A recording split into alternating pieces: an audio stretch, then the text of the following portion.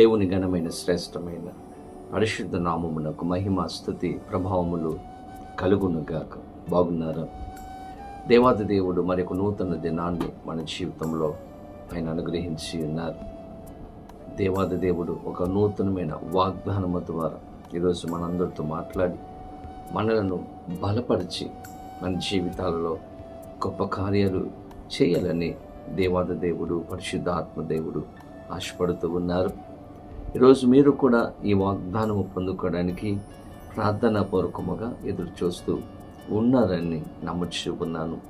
దేవుని బిడ్డలారా, ప్రతి దినము కూడా దేవాది దేవుడు వాగ్దానం ఇస్తున్నప్పుడు నమ్మండి, విశ్వసించండి, దేవుని యొక్క కృపను పొందుకోండి. ఈ యొక్క అనుదిన ధ్యానములను సబ్స్క్రైబ్ చేశారని నమ్ముచూ ఉన్నాను. ఒకవేళ చేయకపోతే సబ్స్క్రైబ్ చేయండి. ఇంకా అనేక మందికి ఈ కార్యక్రమమును షేర్ చేయాలని ప్రభు పేరిట మిమ్మలను కోరుతూ ఉన్నాను. ఇదనం ప్రభు సిద్ధపరిచిన వాగ్దానమును ప్రార్థనాపూర్వకముగా పొందుకుందాం. తలలో వంచండి ప్రార్థన. పరిశుద్ధుడా, నీకు వేలాది వందనాలు, స్తోత్రాలు. ఉదయకాల సమయంలో మేమందరం నీ సన్నిధికి వచ్చి ఉన్నాం. ఈరోజు మాతో మీరు మాట్లాడండి, దర్శించి మీరు ఆస్వాదించి నీ కృపలు భద్రపరచమని, సహాయం చేయమని, దీవించమని యేసు నామమున అడిగి వేడుకొనొచ్చు ఉన్నాను మా పరమ తండ్రి. ఆమేన్. ఈ దినం దేవుని వాగ్దానం చదువుకుందాం. బైబిల్ గ్రంథాలు తెరవండి. కీర్తన గ్రంథము 55వ సంకీర్తన 22వ చరణమును చదువుకుందాం. నీ భారము యెహోవా మీద మోపుము, ఆయనే నిన్ను ఆదుకొనును, నీతిమంతులను ఆయన ఎన్నడూను కదలనీయడు. దేవుని స్తోత్రం. చక్కని వాగ్దానం. దేవాది దేవుడు ఈరోజు మనతో మాట్లాడుతూ ఆయన మనలను బలపరుస్తూ ఉన్నారు, ధైర్యపరుస్తూ ఉన్నారు. ఈరోజు ప్రతి ఒక్కరి జీవితంలో ఎన్నో కష్టాలు, ఎన్నో బాధ్యతలు, ఎన్నో భారములు దేవుని బిడ్డలారా కలిగినటువంటి కుటుంబాలు, వ్యక్తులు ఈరోజు పరిశుద్ధాత్మ దేవుడు చూస్తూ ఉన్నారు. ఈరోజు ప్రభు అంటూ ఉన్నారు, నీ జీవితంలో ఎన్నో కష్టాలు ఉన్నాయి, నీ జీవితంలో ఎన్నో బాధ్యతలు ఉన్నాయి, ఈరోజు ఎన్నో శ్రమల గుండా నీవు వెళుతూ ఉన్నావు, ఎన్నో భారాలు నీ జీవితంలో ఉన్నాయి. ఆర్థిక భారం, కుటుంబ భారం, బిడ్డల యొక్క భారం, ఎన్నో నీ జీవితంలో ఉంటూ ఉన్నాయి. ఈరోజు ప్రభు అంటూ ఉన్నారు, నీ భారము నా మీద మోపు, నీ భారము నా మీద పెట్టు, నేను నిన్ను ఆదుకుంటాను. ఏ పరిస్థితులు గుండా నీవు వెళ్తున్నప్పటికీ కూడా నీ పరిస్థితులలో నేను నీకు సహాయం చేస్తాను. నేను నిన్ను విడువను, ఎడబాయును, నీకు నేను సహాయం చేస్తానని పరిశుద్ధాత్మ దేవుడు తెలియజేస్తూ ఉన్నాడు. దేవుని బిడ్డలారా, ఈరోజు ఏ కష్టం గుండా మీరు వెళుతూ ఉన్నారు, ఏ శ్రమ గుండా మీరు వెళుతూ ఉన్నారు, ఏ అవమానము, ఏ నింద గుండా మీరు వెళుతూ ఉన్నారు, ఏ కలవరంతో ఈరోజు మీరు ఉంటున్నారు, మీరు అనుకున్న కార్యాలు మీ జీవితంలో జరగలేదని బాధపడుతూ ఉన్నారా? ఏంటి, నా కుటుంబంలో నా బిడ్డల యొక్క పరిస్థితులు, నా కుమార్తె యొక్క పరిస్థితి, నా కుమారుని యొక్క పరిస్థితి ఇలాగైపోయింది అని అనుకుంటూ ఉన్నారా? వేదన చెందుతూ ఉన్నారా?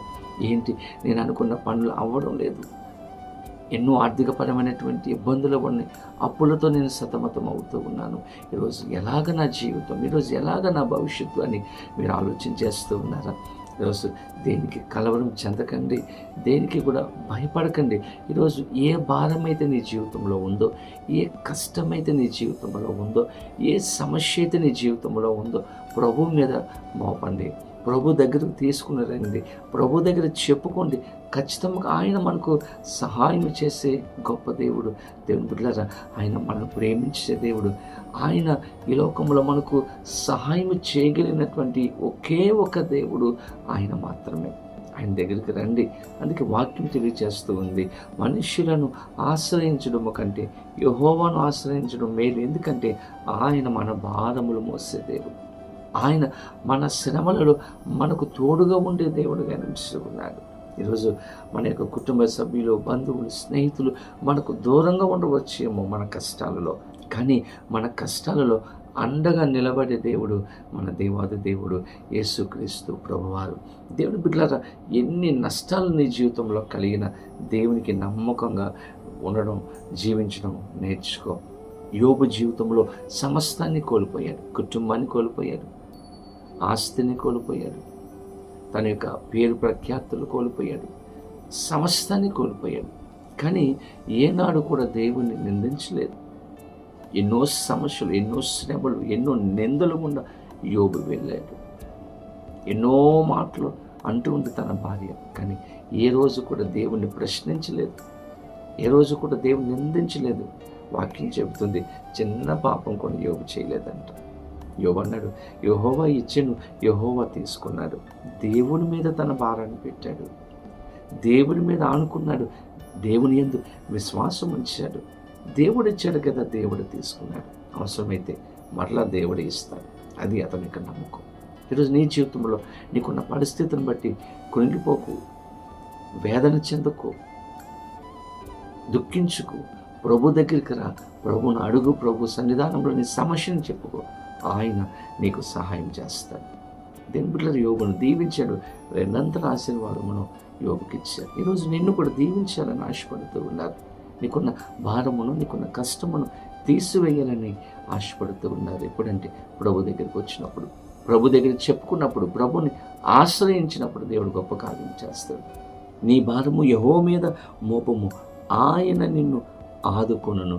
నీతిమంతులను ఆయన ఎన్నడూను కదలనీయడు, సహాయం చేస్తాడు, కృప చూపిస్తాడు. అటువంటి కృపా సహాయము పరిశుద్ధాత్మ దేవుడు వీడు చూస్తున్న ప్రతి ఒక్కరికి అనుగ్రహించి సహాయం చేయనుగాక. ఆమేన్. ప్రార్థన. పరిశుద్ధుడని కొందనాలు స్తోత్రాలు. ఉదయకాల సమయంలో మేమందరం సన్నిధికి వచ్చి ఉన్నాం నాయన. శ్రేష్టమైన వాగ్దానం ఇచ్చారు.